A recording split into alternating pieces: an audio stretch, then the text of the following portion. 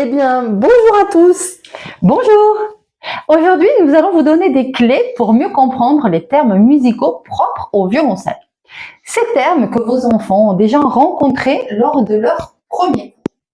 Nous allons débuter par le pizzicato. Eh bien, ce terme consiste à pincer les cordes avec l'index au lieu d'utiliser l'archet. Donc, nous allons laisser l'archet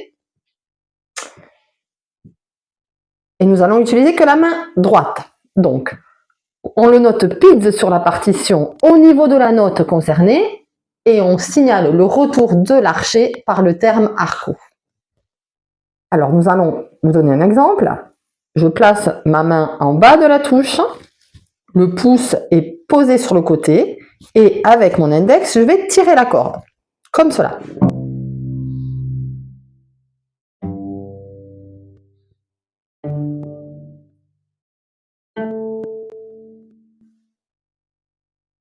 Voilà les 4 pizz du violoncelle. Le Do, le Sol, le Ré et le La. Passons maintenant au tiré.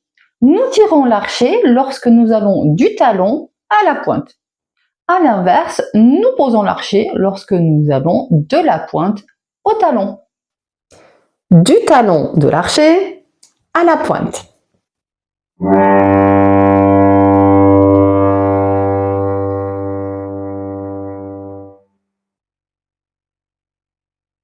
Inverse, de la pointe au talon.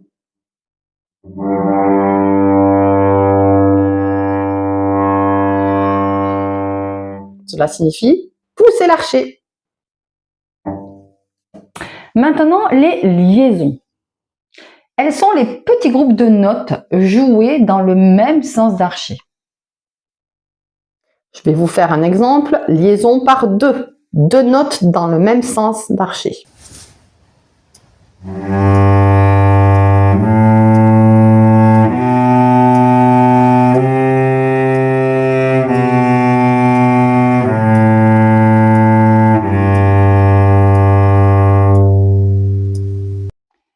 Continuons maintenant avec les doigtés.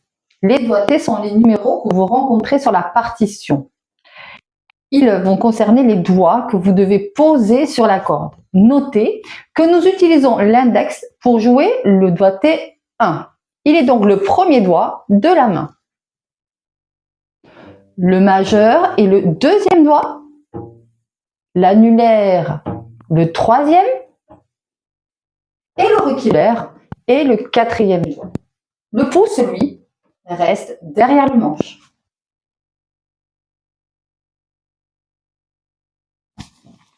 Alors, passons maintenant aux chiffres romains. Nous les trouvons sous les notes et ils nous indiquent la corde que nous allons utiliser. Le chiffre romain 1 correspond à la corde de la corde la plus fine du violoncelle. Le chiffre romain 2, lui, correspond à la corde de Ré. Le chiffre romain 3, la corde de Sol. Et enfin, le chiffre romain 4, la corde de Do, la plus épaisse du violoncelle.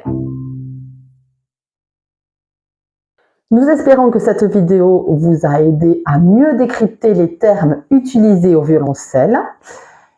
Nous vous remercions et à très bientôt. Merci, à bientôt.